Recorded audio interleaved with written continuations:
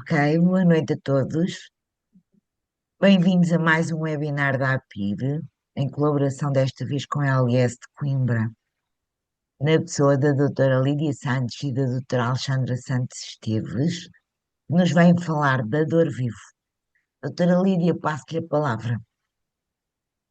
Então, muito boa noite. Quero, em primeiro, portanto, agradecer o convite que nos foi endereçado. É um prazer estar, enfim, a falar de um tema tão importante para os doentes renais crónicos e para todos os profissionais que os tratam.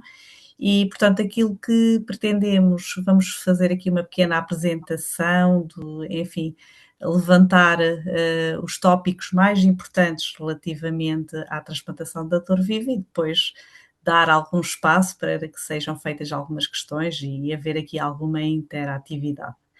Passo então a palavra à doutora Alexandra Esteves, que vai então falar aqui um pouco com o apoio dos slides. Boa noite, meu nome é Alexandra Esteves, eu sou médica na Unidade Local de Saúde de Coimbra, e então venho-vos aqui falar um pouco sobre a dor vivo, só que então compartilhar a tela.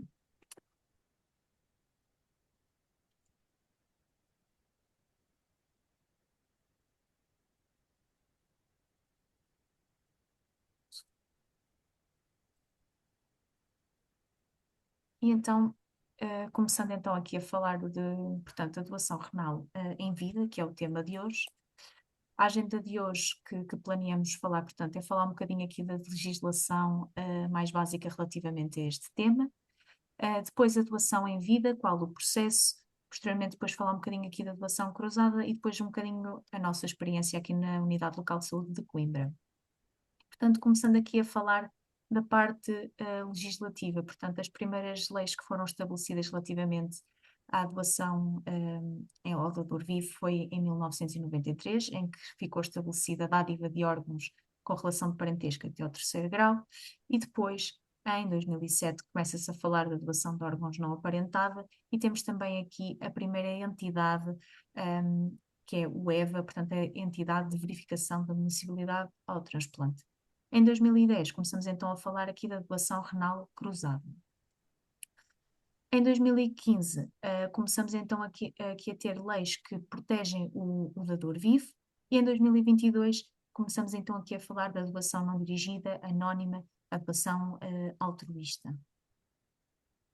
Falando então aqui um bocadinho da doação em vida, portanto, o que é esta doação renal em vida? Portanto, é uma pessoa que vai viva, que vai doar um rim para ajudar outra pessoa, e portanto é um ato completamente, e tem que ser completamente voluntário, solidário e seguro. Para termos aqui um bocadinho de noção onde é que se situa Portugal na Europa, eu recorro aqui a estes dados da nossa entidade europeia. Estes dados são dados de 2024 e, portanto, conseguimos ver que Portugal, em termos de comparação com a Europa, fica aqui um bocadinho num intermédio, portanto, sendo o país da Europa para já com o maior número de pessoas a fazer transplantador vivo, a Turquia. E dentro de Portugal, o que nós verificamos é que, dados de 2024, tivemos 71 transplantes de dador vivo, dados estes que se têm mantido estáveis relativamente ao ano de 2023, e que dentro aqui do próprio país, como podem ver, os centros que mais fazem a transplantação de dador vivo são os centros do Norte, nomeadamente o Hospital de Santo António e o Hospital de São João. Quais são as principais vantagens de fazer um transplante de dador vivo versus fazer um transplante de dador falecido? Portanto, aqui vantagens para o receptor: há uma redução do tempo de espera, há a possibilidade também de eventualmente não se iniciar diálise, porque é um estudo que pode começar a ser feito com mais tempo. É uma cirurgia programada e, portanto, não é uma cirurgia de urgência. Há também uma redução do tempo entre a colheita e o implante do rim, que é muito importante depois para a própria sobrevida do doente, mas também para a sobrevida aqui deste rim transplantado. Há também o enxerto, portanto, o rim tem uma função imediata. O que é que isto nos quer dizer? Que provavelmente há uma necessidade muito baixa de, quando se coloca o rim do doente, ter necessidade de fazer diálise, e há uma recuperação muito mais rápida. A sobrevivência, como já disse também, deste rim transplantado, normalmente, comparando com os doentes que são transplantados do dador falecido têm uma sobrevivência de rim mais longa e a sobrevivência também do doente mais longa, como já referi, e também aumenta o número de órgãos disponíveis para os doentes que não têm esta possibilidade de ter dador vivo. Quais são as dificuldades? Primeiro, e obviamente, há sempre uma preocupação do doente que recebe este rim com o bem-estar do dador, e o próprio processo de recuperação do dador. Pode haver alguns sentimentos de culpa e de dívida para com o próprio dador, preocupação com perdas financeiras devido ao internamento do dador, embora posteriormente este tenha sempre direito a ser reinsercido portanto, destas perdas financeiras. Há sempre um receio de decepcionar o dador caso o rim acabe por não funcionar, e há também aqui uma relutância por um potencial dano que possa ocorrer à pessoa que nos está a doar o rim. Portanto, em termos de aspectos éticos, o que é importante nós salientarmos aqui? Isto tem que ser uma doação completamente autónoma, voluntária e altruísta. Há sempre, normalmente, um benefício emocional, isto porque muitas das vezes estes transplantes são feitos de mães para filhos ou entre marido e mulher, e portanto há aqui um benefício emocional até em termos mesmo familiares. Temos de ter sempre em conta o princípio da não suficiência, porque para o dador isto é uma cirurgia não desnecessária e, portanto, nós não queremos causar dano ao dador. Tem que ser feita uma seleção justa e sem discriminação, e há uma revisão ética independente pela EVA, como já tinha referido anteriormente, portanto, para o processo ser todo ele transparente. Importante também salientar que o dador que está a ser estudado tem liberdade para abandonar esta avaliação em qualquer fase do processo e com o devido sigilo médico. E, portanto, quem é que pode ser dador? Um adulto saudável, um adulto que tenha capacidade para decidir livremente e que haja, então, uma avaliação clínica e psicossocial que identifique riscos mínimos para a doação do dador. Contraindicações para a doação. À partida, pessoas que já tenham doença renal, portanto não podem doar o rim, pessoas com diabetes, com uma tensão arterial que não está controlada, pessoas que tenham distúrbios psiquiátricos graves ou falta de capacidade para consentimento informado e, portanto, obviamente não podem consentir para a doação do rim. Riscos para o dador. Efetivamente, podemos classificar que existem 3 tipos de riscos. Em termos de riscos clínicos, é importante salientarmos que, embora seja muito, muito pouco frequente, não deixa de ser uma cirurgia, portanto há sempre riscos, uma mortalidade que acaba por ser mesmo muito baixa, como podem ver aqui é de 0,03%, e as complicações de uma cirurgia também podem ocorrer. As principais complicações, embora também em baixa percentagem, são efetivamente as hemorragias, a infecção ao nível abdominal, e, portanto, fazer hérnias dos locais das cirurgias, ou haver alguma lesão de outros órgãos a quando da colheita do rim. Os outros riscos, em termos da função do rim do dador, da função renal, há uma perda previsível inicialmente de 30% da função do rim, mas que depois acaba por ser recuperável e, portanto, verifica-se que mais ou menos aos 15 anos, se formos comparar doentes dadores e doentes não dadores, não há diferenças em termos da função do rim. Se efetivamente se verificar que há esta diminuição da função do rim e que é mantida, e portanto que há uma percentagem do rim a funcionar que é abaixo de 60%, estes doentes acabam por ser diferentes dos doentes que já têm uma doença renal crónica por outras causas. Aqui, portanto, também se consegue ver que o risco absoluto de evolução para doença renal terminal, portanto um doente que vai precisar eventualmente de alguma técnica substitutiva de diálise, é muito, muito baixa, portanto é um risco muito, muito pequeno e normalmente é pelas causas da nossa população em geral, nomeadamente diabetes e hipertensão arterial. Obviamente que nós temos sempre em conta estes riscos e, portanto, nós utilizamos fórmulas para tentarmos estimar qual é que é o risco do dador, caso então avancemos para a colheita deste rim e como podem ver, nós só avançamos quando o risco é inferior a 1%, portanto, o risco de desenvolver doença renal crónica neste doente que vai doar o rim.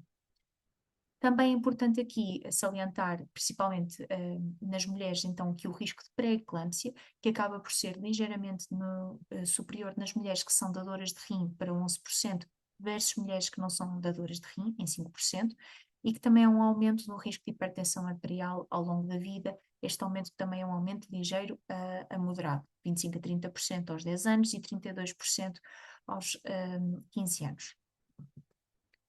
Depois, aqui relativamente aos riscos psicossociais, claro que pode agravar situações de ansiedade, salientamos que isto não acaba por não ser muito frequente, e os riscos financeiros, pelo menos a curto prazo, com o risco de alguma perda de rendimento, mas que, como já referi anteriormente, os doentes acabam depois, os dadores acabam por ser reinsercidos, e, portanto, este risco acaba por ser um bocadinho esbatido. Importante aqui muito salientar que a maioria dos doentes refere que há uma melhoria do bem-estar emocional e qualidade de vida e que nos estudos que temos feito e nos inquéritos que temos partilhado, 85 a 95% dos dadores referem que voltariam a doar o rim. E, portanto, como podem ver aqui neste esquema, há uma avaliação que é muito cuidada feita do nosso dador. Portanto, o primeiro passo que nós fazemos é a avaliação clínica do dador, portanto, perceber que doenças anteriores é que tem, se tem capacidade ou não para doar do ponto de vista clínico. Fazemos uma avaliação da histocompatibilidade, ou seja, se será compatível ou não com o familiar a quem pretende doar o rim. E depois partimos para as análises clínicas, nomeadamente também análises de radiologia e de cardiologia, e depois temos também ainda uma avaliação psicológica por uma psicóloga, a avaliação pelo serviço social, para depois também conseguirmos perceber aqui as capacidades, portanto, de reinserção dos nossos doentes e todo este contexto, e são avaliados então pela nossa entidade de verificação da admissibilidade, a EVA, que vai então garantir que o processo decorre dentro de todos os trâmites normais. E depois é marcada então a cirurgia eletivamente, e se os dadores acabam depois por ter um seguimento vitalício durante toda a vida. Portanto, isto aqui é um bocadinho mais descritivo a avaliação que nós fazemos. Destacar aqui que, para além de fazermos a avaliação normal com o estudo nas análises, também fazemos uma avaliação psicossocial, uma avaliação ginecológica nas mulheres, triagem de infecções virais e também de rastreio oncológico de acordo com a idade dos nossos dadores. De destacar que aqui a cirurgia é uma cirurgia por laparoscopia, ou seja, é uma cirurgia em que então são feitos 2, 3 furinhos para fazer a colheita do rim. É, portanto, uma cirurgia menos invasiva, esteticamente mais bonita e que tem menos complicações também e uma recuperação muito mais rápida do que se fosse feito, portanto, uma cirurgia que nós designamos por via aberta. E é a mais recomendada. No nosso centro, nós temos uma equipa altamente experiente e já temos mais de 20 anos de laparoscopia aqui nas técnicas para a colheita do rim do dador vivo. Aqui, em termos portanto, do dador, mais uma vez, voltamos a salientar que o risco é muito baixo para o dador. É sempre um ato que tem que ser voluntário, não pode haver compensações financeiras ou materiais, e há sempre um processo de autonomia em que o doente tem uma decisão livre e informada e que não pode haver pressões ou coerção. Portanto, todo o processo que nós fazemos é neste sentido de garantirmos sempre a segurança do nosso dador e a decisão livre e informada. Aqui, este slide trago só um bocadinho para explicar que os programas de transplante ao longo do país têm que definir limites máximos de risco aceitável.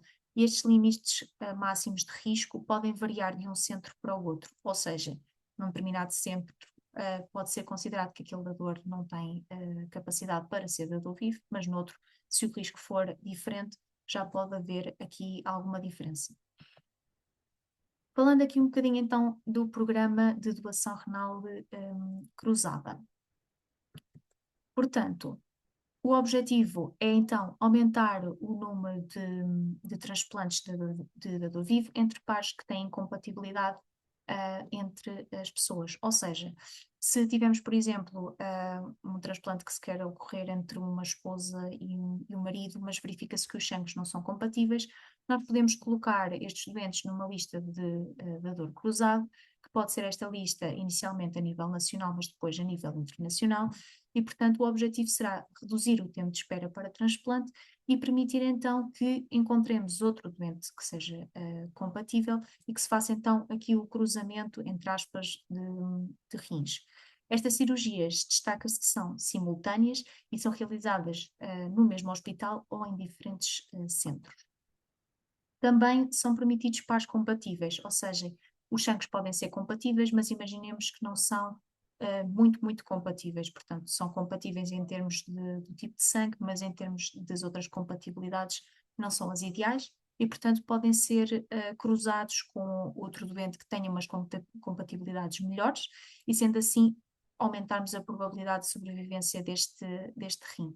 E, portanto, isto permite-nos aqui também formar cadeias mais longas, também está na base da doação altruísta e, portanto, permite-nos aqui alargar o campo das opções do dador vivo, especialmente quando há menos compatibilidades ou então quando o doente e o dador são incompatíveis.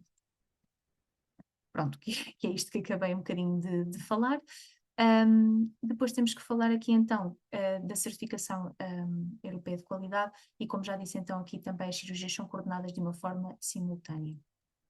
Este gráfico demonstra um bocadinho o Programa Nacional que nós temos tido de doação cruzada. Como podem ver, em 2025 foram feitos 3 transplantes de dador cruzado, em que aqui que mostra pelas cores é que conseguem ver é que 2 vezes quer dizer que houve, portanto, 2 cruzamentos, 3 cruzamentos a vermelho e 4 a verde.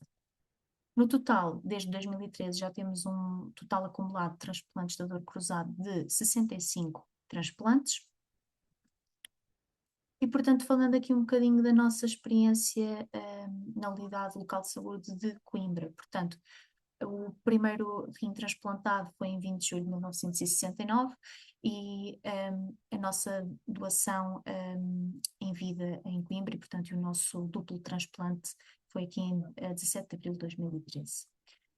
E, portanto, mostrando aqui os nossos dados, nós temos tido, desde 1986, já fizemos 172 transplantes de dador vivo, com 55 mulheres como receptores e 116 homens. Tivemos 5 pares do programa de dador cruzado e tivemos ainda uma dadora altruísta. Isto, mais uma vez, é o gráfico que mostra o número de transplantes de dador vivo aqui discriminados por ano.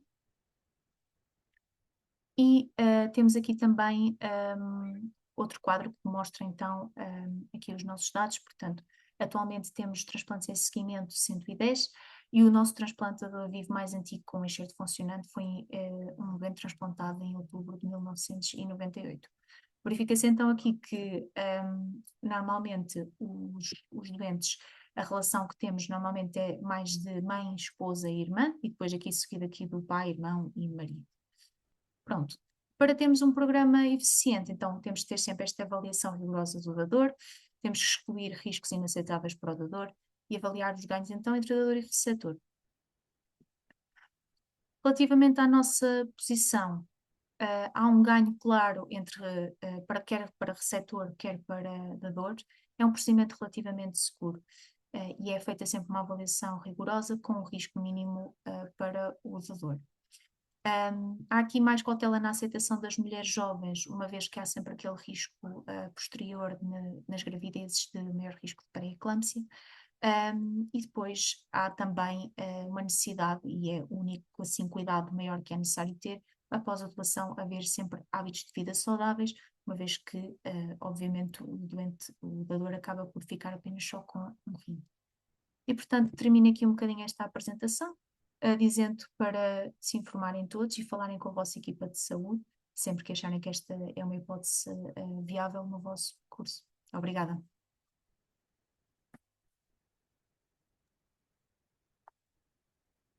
Deixo também agora a discussão aberta a perguntas, para quem quiser.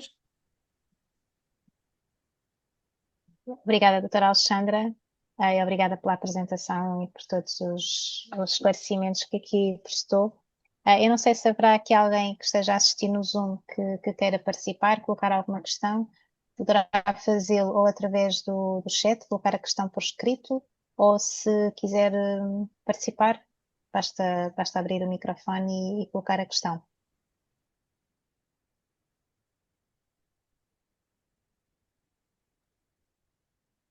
Não temos ninguém para já. Eu vou então só fazer aqui algumas questões que tinha preparadas. Em média, este tempo de avaliação do dador ou dos potenciais dadores, não é? Porque pode haver mais do que um candidato. Qual é a esperança, qual é a expectativa em termos de tempo, desde que inicia até que tudo correndo bem, não é? Tudo correndo favoravelmente até se poder marcar o transplante? Esta duração é muito individualizada e depende muito do caso. Portanto, conseguimos preparar um dador vivo num mês, um mês e meio portanto, conseguimos durante 1 ano ou 2. Portanto, depende da urgência, portanto, para a preparação. Se temos uma situação em que a doação é linear, portanto, o dador é um adulto altamente saudável. Além disso, há a expectativa, por exemplo, de um jovem não iniciar a diálise, nós conseguimos e temos condições, de facto, para fazer essa preparação de uma forma rápida e, em termos de programação de cirurgia, também temos tido muito êxito.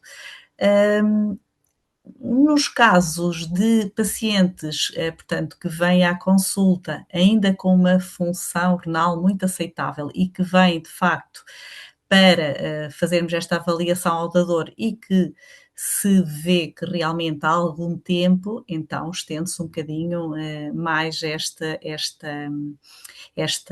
avaliação, uma vez também nos permite encaixar os casos em que é necessária uma avaliação mais rápida. E, portanto, fazemos uma gestão, mas penso que não, desde que haja interesse de fazer a cirurgia e haja condições, portanto, não há atrasos de maior por causa dos exames ou da avaliação. Obrigada. Eu queria também falar aqui um bocadinho desta, e a doutora Alexandra já referiu também que o ato tem que ser voluntário, não é? Completamente altruísta, isento de pressão. De que forma é que conseguem avaliar se até que ponto não há pressões, ou mesmo que não sejam com má intenção, mas que a pessoa se sente realmente forçada a fazer, a doar o seu rim? Esta avaliação não é fácil. Esta avaliação não é fácil e nós temos noção que, enfim, poderá haver algum tipo de pressão que possa ser, enfim, mais difícil de identificar. O que fazemos este tipo de avaliação é ao longo do tempo que é feito, e é feito por vários profissionais, de diferentes formas. Portanto, desde a primeira consulta, que é feita ao dador, tenta-se primeiro, portanto, a equipa de nefrologistas, tentar perceber se há algum tipo de pressão, quer seja financeira, às vezes não é, e é aquilo que diz, às vezes não há intenção, o próprio dador sente-se pressionado a doar, uma vez que está um ente querido do outro lado com algum tipo de sofrimento e, portanto, acaba por ser uma pressão normal, digamos assim. Portanto, na avaliação, na consulta. A avaliação psicológica, portanto, que é obrigatória na consulta de psicologia, também é um ponto muito importante e um momento muito importante para perceber se há, de facto, outro tipo de motivações neste tipo de transplante.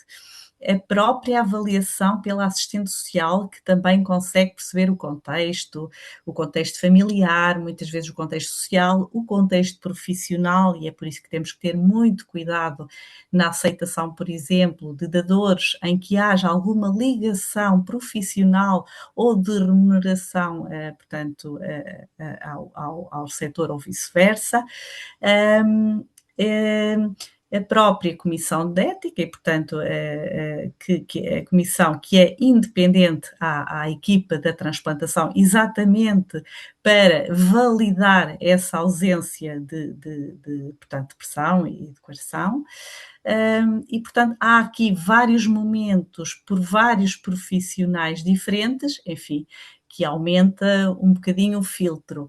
Se me pergunta se é impossível, enfim, portanto, Portanto, aquele tipo de pressão que é muito grosseiro, eu digo-lhe que é quase, portanto, é muito difícil. Obviamente, portanto, situações um pouco mais finas, por vezes pode não ser tão fácil, mas na verdade, em algum destes momentos e ao longo do tempo e pelos vários profissionais, portanto, torna este processo muito mais rigoroso e muito mais. Vão-se levantando aí algumas suspeitas que. Exatamente. E o oposto, que é que eu também já o conheço casos de haver alguém que quer muito doar o rim ao seu familiar e o próprio receptor não aceita, não é? Não quer. Frequente, é muito frequente. E como a doutora Alexandra bem explicou, muitas vezes as preocupações que se levantam nem é do dador, é do próprio receptor. Portanto, e o receptor sente-se muito preocupado com as complicações que podem daí a vir. Muitas vezes isto está justificado um pouco pela falta de informação. Mas é normal, e se pensarmos e se nos colocarmos nesta situação, é normal, portanto, termos receio que uma pessoa que não necessita de uma cirurgia, que não necessita de ficar sem um órgão, que lhe possa de facto acontecer alguma coisa e é um peso psicológico imenso. E é por isso que a informação é fundamental, o trabalhar esta informação, e também temos casos de sucesso em que inicialmente há grande dificuldade de aceitação por parte do receptor e que depois se chega a bom porto. Mas também lhe devo dizer que em Coimbra, na nossa experiência, a maior parte dos casos de que está a falar é no caso de doação de filhos para pais. E posso lhe dizer que em Coimbra, 99% dos casos, os pais recusam a doação, portanto, por parte dos filhos. E esse é um caso muito frequente, portanto, portanto, na nossa experiência. Obrigada. Eu queria também lembrar mais uma vez, quem quiser participar poderá, e já temos aqui alguns comentários no Facebook que eu já irei ler, mas quem estiver aqui no Zoom, se quiser colocar alguma questão, poderá fazê-lo. Quem estiver no Facebook poderá escrever um comentário e que nós depois lemos aqui no Zoom e poderão fazer as questões que entenderem. Só aqui perguntar se mais alguém quer participar, se não, vou passar a ler as perguntas. Nem tudo são propriamente perguntas, mas então temos aqui, desculpa, entretanto, a Diana Rodrigues diz que o seu transplante já completou 17 anos e agora começou a dar problemas com infecções, não sabe se está preparada para começar tudo do zero, sem qualquer rede de suporte. Portanto, estou fugindo aqui um bocadinho ao tema específico da dor vivo, mas é uma realidade, não é? Um transplante, há sempre aquela expectativa de agora tudo voltou ao normal, mas um transplante não é uma cura, não é? Exatamente, mas devo dizer, portanto, não neste caso em particular, mas assim, e para dar, enfim, esperança e alento, devo dizer que temos vários casos de doentes renais crónicos que têm mais do que um transplantador vivo até hoje. E estamos a falar em receptores com 2 transplantes de dador vivo. De dador vivo, De dador vivo. E, portanto, enfim, para dar aqui alguma esperança e também mostrar que há sempre estes casos, enfim, que nos trazem enorme felicidade, portanto, de receptores que têm a felicidade também de ter, enfim, esses dadores, nomeadamente estou-me a lembrar de uma receptora que tem uma família grande, com muitos irmãos, e todos se disponibilizaram e, portanto, neste momento tem de facto o segundo transplantador vivo. Então, aproveitando também essa questão, quando um receptor se apresenta com uma diversidade enorme de candidatos a dador, como é que é o vosso processo? Analisam toda a gente, fazem uma seleção? Inicialmente, a avaliação clínica, portanto, nós fazemos consulta aos candidatos, portanto, todos os candidatos que se propõem, nós fazemos a avaliação clínica, e depois, mediante essa avaliação clínica, fazemos a avaliação, portanto, imunológica, de histocompatibilidade, e perante esses dados, depois tomamos uma decisão que muitas vezes é uma decisão partilhada com os próprios dadores. E essa decisão às vezes não é fácil, do ponto de vista de compatibilidades, de facto, algumas pessoas podem ser mais compatíveis, poderá haver alguma preferência do receptor e até do próprio dador, muitas vezes poderá haver dadores que são familiares, aparentados, e dadores que não são, e portanto há uma data de, enfim, ali pormenores para discutir e que vai muito de encontro com isso, que é a avaliação clínica, se é um bom candidato do ponto de vista clínico ou não, a preferência também do próprio receptor e do próprio candidato a dador, e portanto não há uma regra fixa, mas um conjunto de critérios que nos levam depois, de uma forma pacífica, portanto, a selecionar a pessoa que vai ser submetida ao estudo. Muito bem. Temos aqui a Dona Esther, diz que o marido fez um transplante de dador falecido que durou 18 meses. E agora com 70, não é bem uma pergunta, mas também podemos falar sobre esse assunto, que agora tem 75 anos e, portanto, ela diz, já não é possível. Isto é verdade, é um dador, um receptor, neste caso, com 75 anos ainda é candidato a transplante. A pergunta é em relação ao transplantador vivo ou ao transplante, portanto, em geral?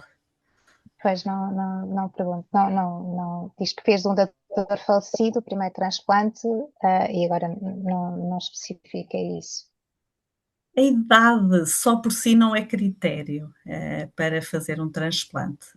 Obviamente, a idade avançada, todos aqueles benefícios, portanto, todos aqueles benefícios que existem na transplantação nas idades jovens, portanto, nas idades mais avançadas, muitos desses benefícios acabam por serem diminuídos pelo risco de infecção, pelo risco de doença cardiovascular, pelo risco, portanto, de muitas complicações. No entanto, portanto, cada vez mais se faz transplantes em receptores com idade mais avançada, mas de facto aquilo que tem que ser avaliado é o estado clínico, portanto, é a situação clínica, todas as comorbilidades e de facto, hoje em dia pesa muito mais do que a própria idade. Em relação ao dador, a doutora Alexandra referiu que tem que ser maior de idade, não é? Portanto, não é como transplante de medula, que podem ser crianças, certos dadores, neste caso tem que ser maior de idade, e existe um limite de idade para o dador? Essa é uma bela questão. Essa é uma bela questão. Não há limites, enfim, na lei. É aquilo que eu estava a dizer, depende mesmo do estado de saúde. Temos também que pensar que, apesar, enfim, de ao longo da vida perdermos todos, vamos perdendo anualmente um bocadinho da nossa taxa de filtração, não é? E, portanto, vamos perdendo todos função, mas, na verdade, um dador aos 70 anos, também temos que pensar que tem uma longevidade menor do que uma pessoa que faz a doação aos 30 anos. Portanto, há casos de grande sucesso de dadores aos 65, 66, 68, 70 anos, portanto, para outra pessoa da mesma idade, e aquilo que vai acontecer é como a esperança média de vida também vai ser mais curta, portanto, o risco isto dentro daquilo que é aquela seleção rigorosa, não é? E perante o estado clínico. Portanto, poderá não ser a idade também só por si uma contraindicação. Agora, obviamente, vamos todos perdendo a função e, portanto, tem que ser avaliada a função renal, mas também todo o estado clínico e todas as comorbilidades, porque, obviamente, com a idade avançada a fragilidade é maior e também há riscos mesmo cirúrgicos que têm que ser equacionados. Também tem em consideração a diferença de idades entre dador e receptor? quando falou Sim. aí de dar para uma pessoa mais ou menos da mesma idade, isso também é um Sim, fator. na doação vida há esta questão, não é? Há esta questão. Portanto, na verdade, se temos um receptor, portanto, um receptor muito jovem, enfim, quando há um dador demasiado, portanto, idoso, talvez não seja o ideal, não é? No entanto, também temos que ter cuidado nos dadores que são muito jovens, e por aquilo que eu estava a falar, portanto, pela esperança de vida destes dadores jovens. Tentamos ajustar ao máximo, portanto, as idades, sendo que, enfim, a maior parte dos nossos dadores, como viram, são de pais para filhos, portanto, e com ótimos resultados, com esperança, com sobrevivência de enxertos muito, portanto, com sobrevivências longas, porque a transplantação renal de dador vivo tem de facto aquelas vantagens que a doutora Alexandra falou, e da cirurgia programada, da função imediata do enxerto, portanto, não temos todas aquelas questões de um rim que vem de um dador falecido, até do ponto de vista, enfim, imunológico. A maior parte quando são pares aparentados, também tem um número de compatibilidades superior e, portanto, todas estas vantagens conferem esta sobrevivência prolongada ao receptor dador vivo. Vamos então passar aqui a mais umas questões do Facebook. Temos aqui o Carlos Silva que pergunta se um doente com um transplante de cadáver poderá receber o segundo de dador vivo. Sim, claro, claro que sim. Aliás, temos vários casos de transplantes de dador falecido, portanto, que, enfim, com disfunção, não é? E que irão entrar em falência de enxerto, enfim, a curto prazo, em que na consulta pós-transplante propomos, portanto, falamos aos doentes se não têm eventualmente um dador vivo disponível, fazemos o estudo a par, portanto, das consultas pós-transplante, fazemos o estudo ao dador e temos alguns casos de pacientes que não recomeçam diálise e, portanto, são Foram transplantados, ou seja, diretamente para um transplante exatamente, hepático. quando chegamos a um momento em que, de facto, o paciente reúne critérios para iniciar uma técnica de substituição da função renal e, portanto, avançamos para a transplantação de dador vivo, sem problema nenhum.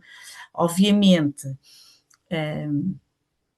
temos que também, é muito importante até num doente que tenha um transplantador falecido, que mantenha a imunossupressão, portanto, a probabilidade de sucesso é muito maior do que um transplantado de dador falecido que, portanto, tenha falência do seu enxerto, passa alguns anos em diálise, que fixa a imunossupressão e, portanto, que tem o maior risco de desenvolver anticorpos e depois que não seja viável este transplante de dador vivo e até eventualmente que se tenha que avançar para um transplante de dador cruzado.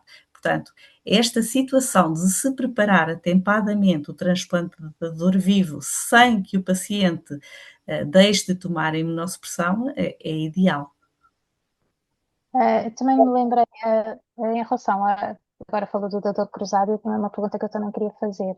Além da opção do dador cruzado, do transplante cruzado, existem terapias que se podem fazer, medicamentos que se podem tomar, alguma intervenção que possa ser feita no caso de haver um dador incompatível?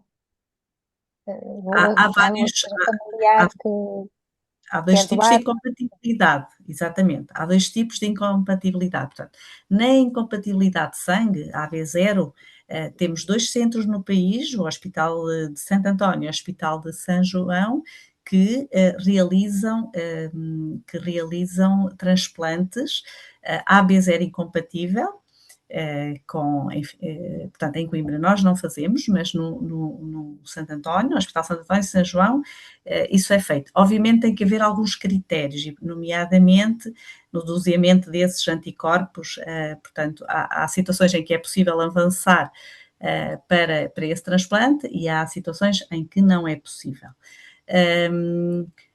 Portanto, terão que fazer um tratamento prévio para eliminar esses anticorpos e imunossupressão acrescida para que isso, mas de facto há casos de sucesso.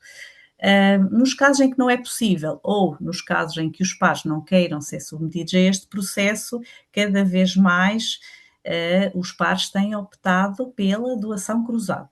A doação cruzada permite de facto, encontrar, portanto, pares compatíveis, digamos, e permite a estes pares que têm um dador vivo de realizar o seu transplante sem isso acontecer.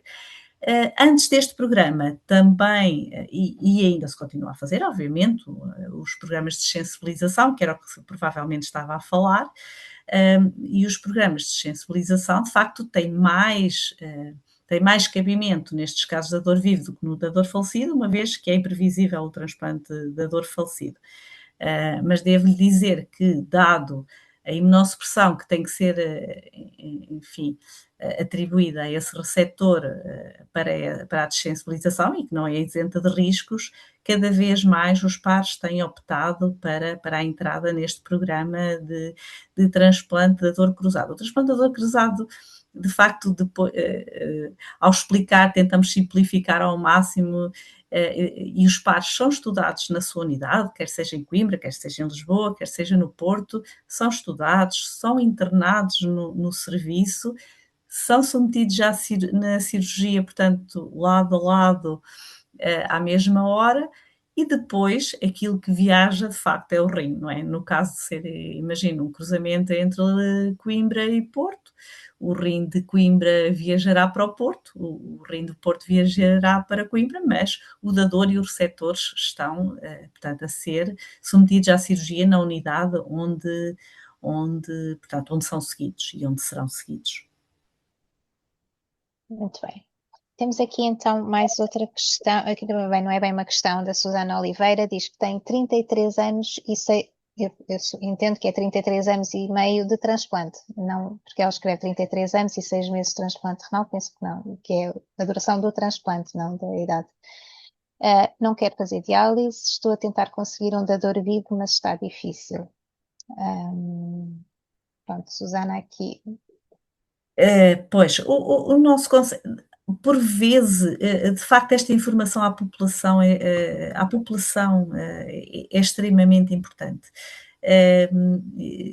Nós não é a primeira vez que ouvimos de familiares, de amigos, que não se tinham oferecido antes porque não tinham conhecimento do transplantador vivo. Obviamente, o receptor não deverá pedir o órgão, portanto, é óbvio, terá que ser, enfim, sempre uma atitude, a atitude deverá ser por parte do dador, mas o dador também tem que ter conhecimento que existe esta técnica, porque senão também nunca se vai oferecer. Aquilo que nós aconselhamos, de facto, é dentro, portanto, ou nas consultas de nefrologia, nas próprias consultas dos centros de saúde, nós cada vez mais tentamos chegar com esta informação, portanto, aos cuidados de saúde primários, nos centros de hemodiálise, nos centros de diálise peritoneal, portanto, tentar com que os familiares também possam ouvir os profissionais de saúde, no sentido de serem informados. Obviamente, a decisão é sempre do candidato a dador. Mas esta informação generalizada, e de facto a API tem um papel aqui importantíssimo, tanto na informação do próprio paciente, como também dos seus familiares, do seu ciclo de amigos, e portanto que este tema chegue à população em geral é importantíssimo para que também haja cada vez mais dadores e dadores altruístas, como já tivemos também em Portugal, 3 até ao momento, portanto, e que doaram sem ter um receptor dirigido, não é? De forma anónima. E, portanto, esta informação é fundamental e, portanto, estamos a tentar fazer este caminho para que as pessoas percebam qual a importância e também qual os ganhos e as vantagens para o próprio dador que acaba por haver, e então, quando é entre, de facto, familiares, esses ganhos são muito evidentes. Também dizer aqui à Susana que provavelmente terá feito hemodiálise ou diálise há 33 anos. Exatamente. Também as coisas evoluíram bastante, não é? E não eu não sei se fez senão, mas não tentar reportar a essa época, eu não sei se quer acrescentar alguma coisa, mas que hoje em dia Claro, as coisas, de facto, as coisas são diferentes, portanto, a técnica evoluiu muito, tudo evoluiu muito, não sei qual é que é a idade da paciente, mas na verdade, também penso que deve insistir neste assunto, insistir no sentido de perceber, mais no sentido de informar e de tentar com que, enfim, as pessoas do seu ciclo de amigos, de família, portanto, perceber que há esta opção e, obviamente, estar aberta para que não haja essa possibilidade, mas portanto, não desistir à primeira, no sentido de que as pessoas possam perceber de que há esta possibilidade. Agora tenho aqui uma mensagem para a doutora Lídia, da Ana Ferreira, que diz que foi dadora do marido há 1 ano e 4 meses, transplante cruzado, aqui um testemunho.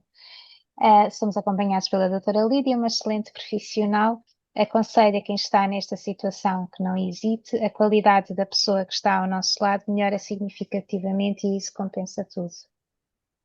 Obrigada, Ana, um beijinho para si e obrigada por vir, acima de tudo, enfim, dar coragem e dar esperança a todos os que possam estar neste caminho da transplantação da dor vivo. Obrigada pelo testemunho e, sobretudo, aqui pelo cruzado, desmistificando que. Completamente. E também passar esta mensagem que o dador, sobretudo se for uma pessoa mesmo muito próxima, se for marido, mulher, se viver na mesma casa, digamos assim, são pessoas que também são muito afetadas pela doença renal do seu familiar, não é? Também têm a sua vida limitada, condicionada de alguma forma. E por isso, ao darem o fim ao seu familiar, acabam por melhorar a sua própria vida também, tentar, não é? Os próprios profissionais que não estão envolvidos na transplantação da dor vivo, e isto há uns anos atrás, tinham algumas reticências nesta técnica, porque na verdade para quem, enfim, para quem estuda e trabalha para, enfim, minimizar a doença do paciente, depois estar-lhe a remover um órgão, enfim, e como todos sabem, o transplante hepático, o transplante cardíaco é vital, o transplante renal não é vital, uma vez que há técnicas de substituição da função renal. No entanto, quem trabalha muito com o transplantador vivo apercebe-se este ganho enorme que é o transplante dentro das próprias famílias. E nos casos que a doação em vida dos pais para filhos não há dúvidas, portanto, na primeira consulta percebe-se perfeitamente que não há dúvidas. A maior parte dos pais diz-me que poderá doar um rim ou poderá doar os dois e ficar o próprio pai ou mãe em diálise. Portanto, isto dá-nos uma perspectiva de facto da importância daquele transplante de pais para filhos, e eu acho que isto é fácil de entender. Mas mesmo naquelas doações entre irmãos, de marido para mulher, de mulher para marido. Inicialmente nós tínhamos muito inicialmente os primeiros dadores eram todas mulheres, eram as mulheres, não é? Eram as esposas, também os doentes, na verdade, são maioritariamente homens, mas era muito... Vimos há bocadinho que realmente as mulheres são mulheres, Exatamente. mães, esposas, irmãs, não é? Mas exatamente, e inicialmente, portanto, enfim, as mulheres apareciam para doar aos seus maridos, mas eu devo dizer que e portanto, nós também ainda temos esses números que são reflexo dos anos anteriores, porque na verdade, atualmente, nós temos imensos maridos que vêm fazer o estudo, alguns maridos que depois não podem fazer a doação por motivos que, enfim, que são identificados nesta consulta, porque esta consulta também permite identificar muitas situações de saúde que não estão identificadas e até aumentar a sobrevivência do próprio candidato a dador que nunca chega a dador, porque são identificadas as situações, são promovidos hábitos de saúde, e acaba até por ter um papel aqui muito interessante em melhorar a qualidade de vida a longo prazo de pessoas que são candidatas e nunca chegam a ser dadores. Mas, de facto, a tendência agora, portanto, está a mudar e, de facto, há muitos maridos disponíveis para a adoção. E, de facto, é demasiado evidente o benefício psicológico e o benefício emocional e o benefício familiar, portanto, da alteração naquele seio familiar, não é? Daquela pessoa que deixa de fazer diálise ou que não entra sequer em diálise, e portanto, de facto, essa questão hoje em dia é inegável. Obrigada. Temos aqui a Lourdes Pereira pergunta: para quando um aparelho para ajudar o rim, como existe para o coração? Aqui já ir um bocadinho além do. Pois, Também sim, queríamos. é isso mesmo. Queríamos e queremos, e portanto, eu penso que, enfim, parece que está tudo parado, mas não está, e portanto há centenas de investigadores que continuam nesta luta, não é?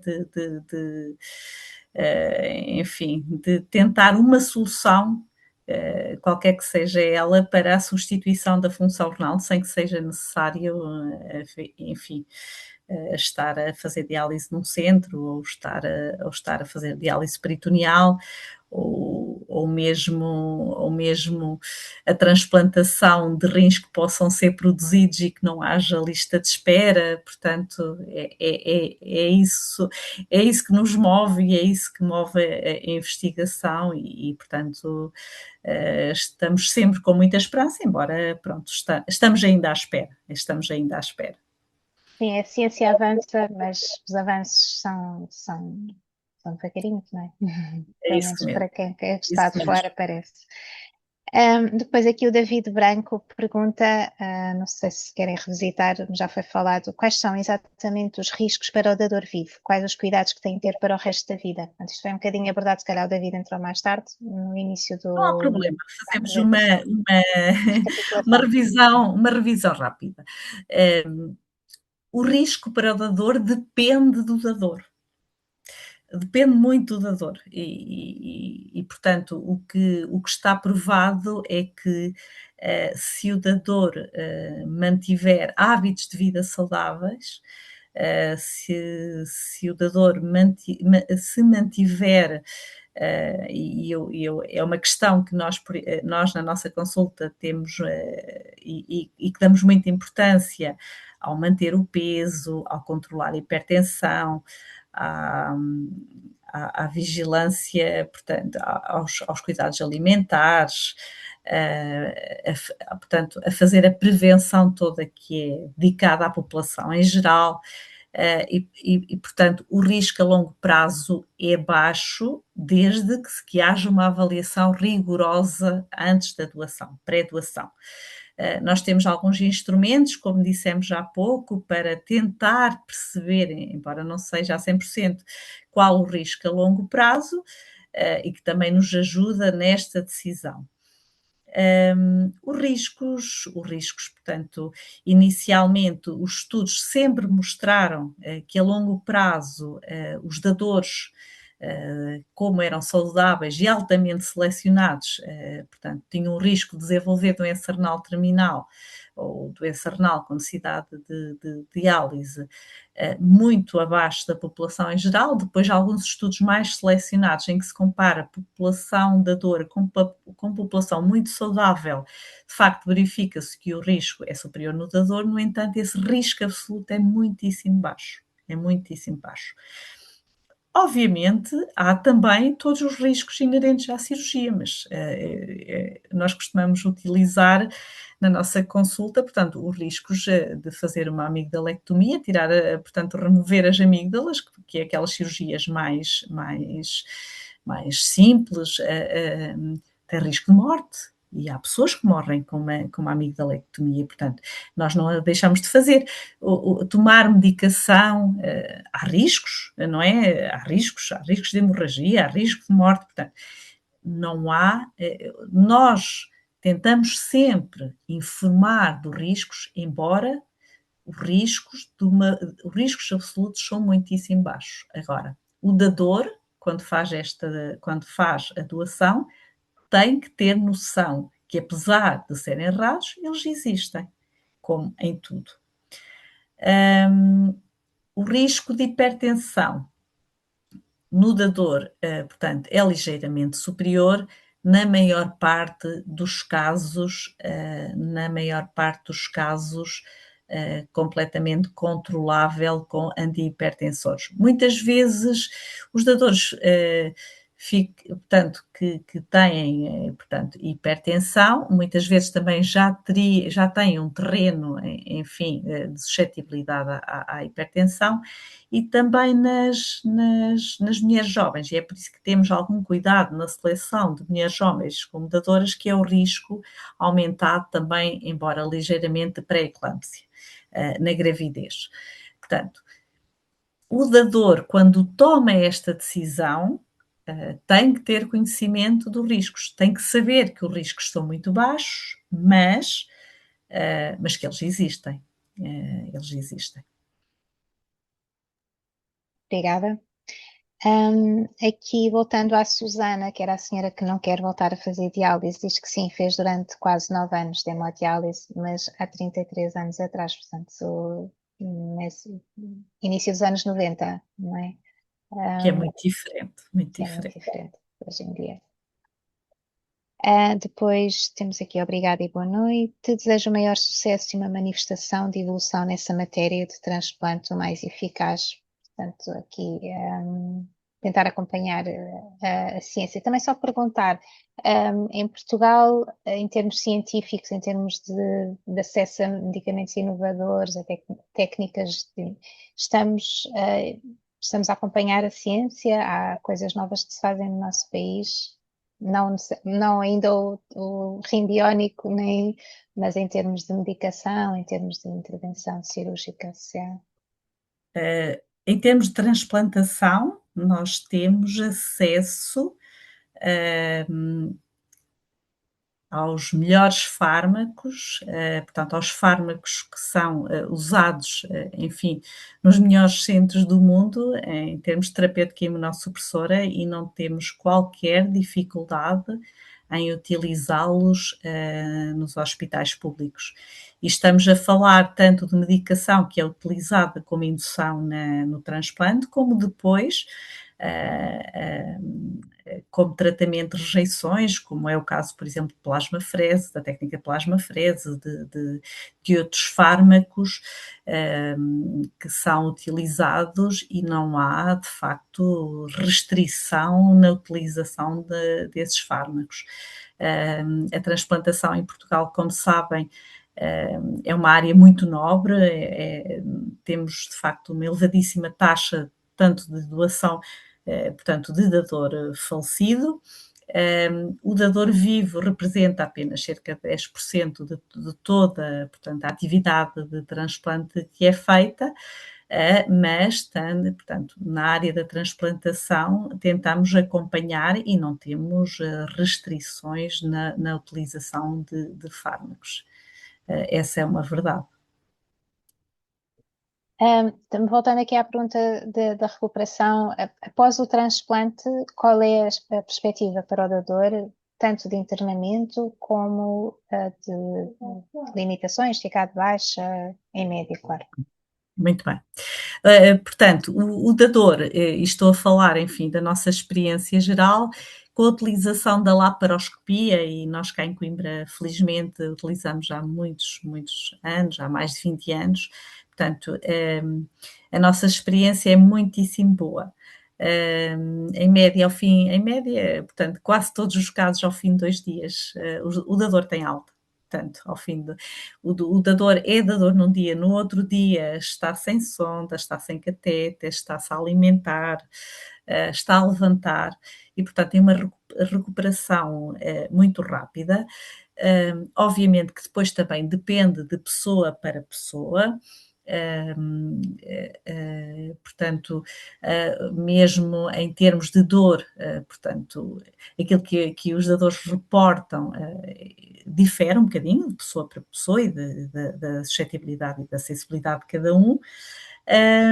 Aquilo que aconselhamos é, durante o mês, portanto, não fazer esforços físicos, e nós aconselhamos sempre, durante o mês, ficar a recuperar em casa. Obviamente que é um recuperar, não é estar na cama, ou nem estar, portanto, fazer uma vida normal dentro de casa, evitando os esforços e algum stress. E, portanto, aconselhamos sempre durante o mês para ficarem, de facto, a descansar e também, E enfim, com usufruir baixa médica, não de se, baixa médica, se sim, tiverem. que é passada de imediato por nós durante. E devo também realçar aquilo que a doutora Alexandra disse, é que de facto o dador depois tem um seguimento vitalício na unidade e, portanto, geralmente se tudo estiver bem anualmente, mas em caso de necessidade, por qualquer motivo, esse seguimento será feito com muito mais frequência. Tem aqui mais uma mensagem dirigida à doutora Lídia, da Anália Rego, que diz que ótima oportunidade para enviar um abracinho à minha querida doutora Lídia, que a Anália completa hoje 6 anos de transplante, parabéns. Parabéns, Anália, diretamente dos Açores, muito bem, beijinho, Anália. E obrigada à equipa de transplante. No entanto, olhando para colegas, realmente existe pouca informação sobre os dadores vivos e considero ser importante desmistificar este assunto. Bem, agradeço muito e, de facto, parabéns por estes 6 anos. Os nossos doentes dos Açores, por quem eu tenho um enorme carinho, uma vez que, enfim, ao contrário de todos os pacientes que estão no continente, têm que fazer uma viagem de avião, terão que ficar de um dia para o outro e, portanto, têm aqui enfim, um desafio acrescido e de facto Coimbra tem uma relação especial com os Açores, com bastantes açorianos a serem cá transplantados e portanto também temos casos de dador vivo dos Açores, portanto, o que também, e continuamos sempre portanto, muito motivados para expandir de facto esta informação e que chegue aos centros de diálise, que chegue às consultas de nefrologia e que de facto que as pessoas tenham esta oportunidade. Que é o que também estamos aqui a fazer hoje, não é? Exatamente. Eu penso que no Facebook não há mais questões nem comentários. Não sei se aqui alguém, entretanto, já perdeu a vergonha de participar. Então, se quiserem, poderão também fazer as questões por escrito no chat. Olá, boa noite. Posso? Sim, claro. Boa noite, Carla. Olá, boa noite. Antes de mais, agradecer à doutora Lídia e à doutora Alexandra pela excelente sessão, acho que foi muito esclarecedora. E eu ia questionar só aqui uma questão, porque realmente nós somos um país com uma grande taxa de dador cadáver e de dador vivo é uma taxa ainda baixa, não é? E residual comparada com o dador cadáver. E nos últimos anos, ou ano, nem sei bem, hum, pelo que eu percebi, houve 3 casos de doação altruísta. Terá sido isso? Pronto. Ou seja, se já há pouca informação relativamente a dador vivo e aparentado ou que conheça um doente renal relativamente à doação altruísta, menos ainda, não é? Nós existe, ou seja, alguma, nem sei como lhe chamar, não é campanha, mas essa informação é feita alguma coisa para que as pessoas possam saber que isso existe, porque isto já se afasta um bocadinho do doente em si, não é? Ou seja, isto é uma doação anónima. Eu tenho ideia que há alguns países onde isso já existe, como mais Israel, Holandas, não é? Já são países, ou melhor, agora diz-se Países Baixos, que já têm mais algum número, mas há assim alguma campanha de informação, como é que isso transparece para a população geral?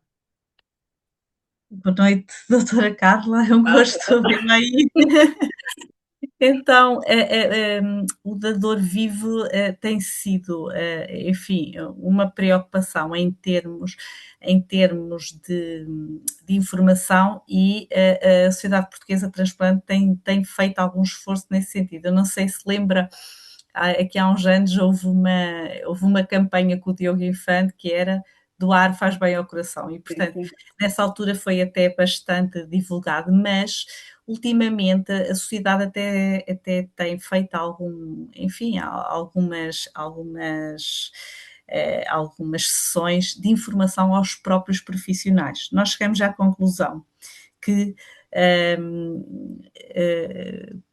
havia falhas na informação aos próprios profissionais. E estamos a falar nos médicos, nos enfermeiros, portanto, nos cuidados de saúde primários, na consulta de nefrologia, nos centros de diálise, nos centros de diálise peritoneal.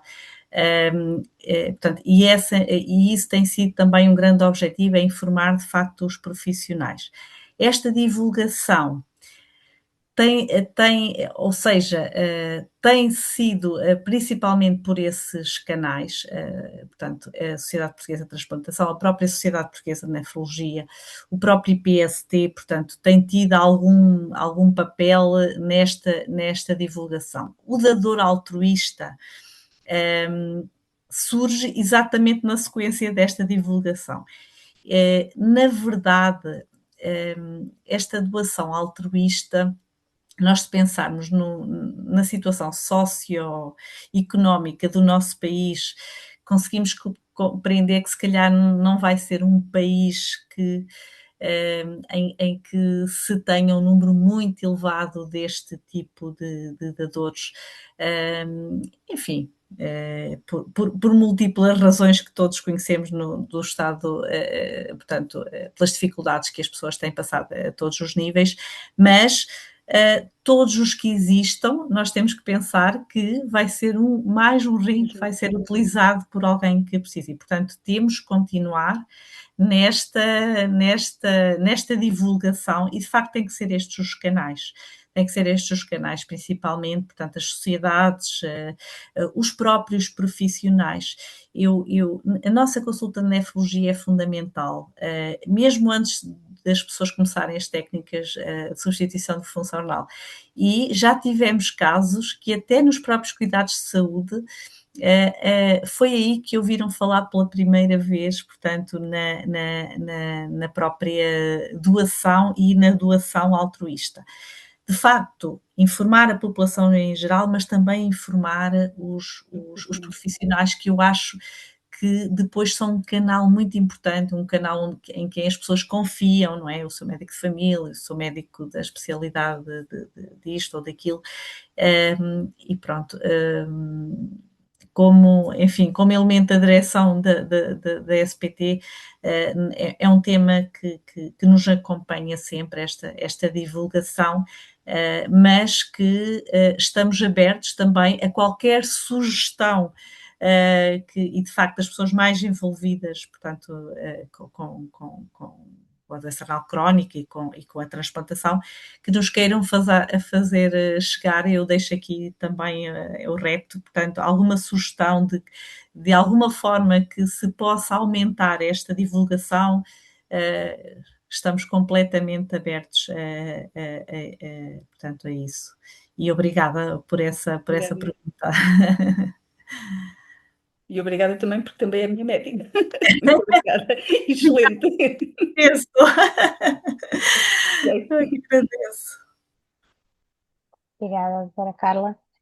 Temos aqui uma questão da Catarina Pedroso que pergunta: em relação aos dadores vivos, tem influência o tipo sanguíneo do mesmo com o do receptor? Não sei se percebi a questão, peço desculpa. Também não percebo exatamente, mas se é importante haver compatibilidade do tipo de sangue, Ah, eu penso que é sim, essa a sim, sim, questão. sim. Portanto, pronto, como sabem, depende do dador, não é? Um dador zero é um dador universal, portanto, estamos a falar no dador vivo. O dador zero será um dador universal e, portanto, sendo um dador zero, poderá doar aos restantes. Depois depende, não é? O dador A poderá doar portanto, ao grupo A, o dador B poderá doar ao grupo B, o grupo A poderá também doar ao AB e o B ao AB. Portanto, o grupo zero é sempre um dador universal e, portanto, que ajuda muito nesta questão de dador vivo, quer seja na doação direta, quer seja no Programa Nacional de Doação Cruzada, porque há situações, portanto, em situações de doentes que já tenham sido transplantados previamente, que tenham tido gravidez prévia e que tenham muitos anticorpos, portanto, os ditos pacientes hiperimunizados, não é? Ou pelo menos com algum grau de imunização, poderão ter um dador AB0 compatível, mas que depois, do ponto de vista de compatibilidade mais específica, compatibilidades HLA, são incompatíveis. E, portanto, nesse caso, e se integrarem um Programa Nacional de Doação Cruzada, o facto de terem um dador universal, um dador, portanto, do grupo zero, poderá ser uma vantagem, uma vez que poderá doar e às vezes até disputar cadeias longas de doação. Portanto, a entrada no programa de doação cruzada poderá ser por incompatibilidade AB0, mas também por incompatibilidade pela presença de anticorpos e esta incompatibilidade HLA. Diretamente, obviamente temos que respeitar esses. Se for AB0 incompatível, há ainda aquela opção que falamos há pouco, portanto, que é realizado no Hospital de Santo António e no Hospital de São João, mediante, enfim, técnicas de plasmafrese, portanto, é uma absorção, portanto, e imunossupressão, portanto, acrescida para que possa ser feito o AB0 incompatível. O Programa Nacional de Doação Cruzada é uma opção e cada vez tem sido, como já repeti há pouco, uma opção mais visível para estes casos de incompatibilidade. Portanto, em relação ao tipo de sangue, aplica-se as mesmas regras que para uma transfusão de sangue, não é? Em termos de Sim, compatibilidade. exatamente. Mas depois existem Exatamente. outros. Exatamente. Depois há outro tipo de compatibilidades, Exato. que, portanto, HLA e de facto, mas acima de tudo, quando ouvimos falar, portanto, nestes pacientes que estão imunizados ou sensibilizados, que é a presença de anticorpos contra dadores, contra um possível dador, portanto, estes anticorpos desenvolvem-se essencialmente em pessoas que já tenham sido submetidos a outro transplante, que já tenham tido de facto contacto com células de outro dador, ou no caso da gravidez, ou no caso de transfusões de sangue, portanto, e de facto isso pode inviabilizar um transplante direto com dador vivo, apesar de serem compatíveis, portanto, no grupo de sangue. E temos aqui um comentário do Aurélio Pacheco que diz que foi dador de rim e aqui dar os parabéns pela atitude e desejar que ambos, tanto o dador, tanto este senhor como o receptor, não sabemos para quem é que ele doou, que estejam bem e que tenha sido bem Parabéns sucedido. mesmo.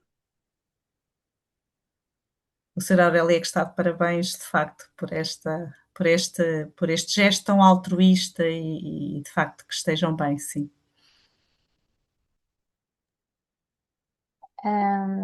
Pronto, aqui dos comentários também terminaram, depois às vezes aparecem assim no final. Só dar aqui mais um bocadinho, se mais alguém quiser participar aqui no Zoom.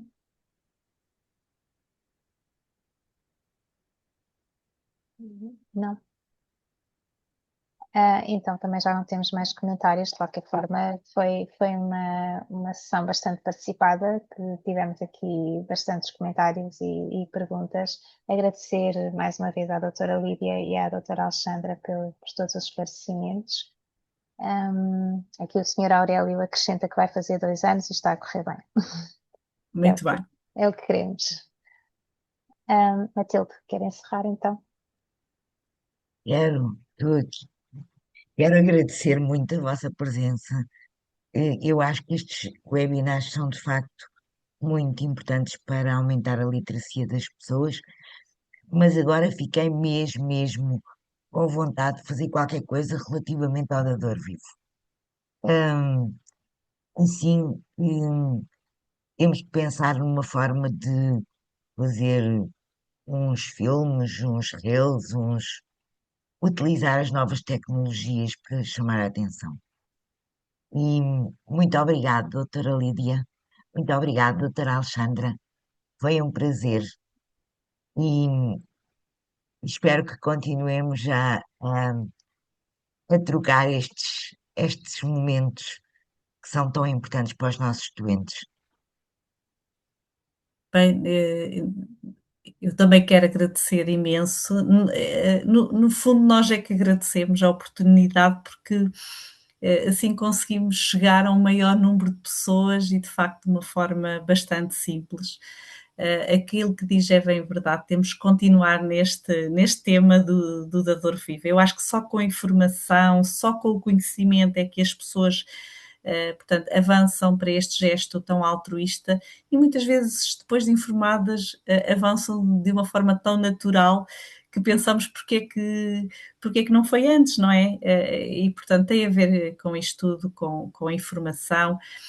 Devo dizer que também, e há muitos, e nós temos alguns pares, e nomeadamente dadores, receptores, que dão os seus testemunhos, e isto é bastante importante, porque nós com os testemunhos das outras pessoas também ficamos muito mais motivadas e até compreendemos melhor as coisas e temos muito mais esperança, de facto, naquilo que nos é dito.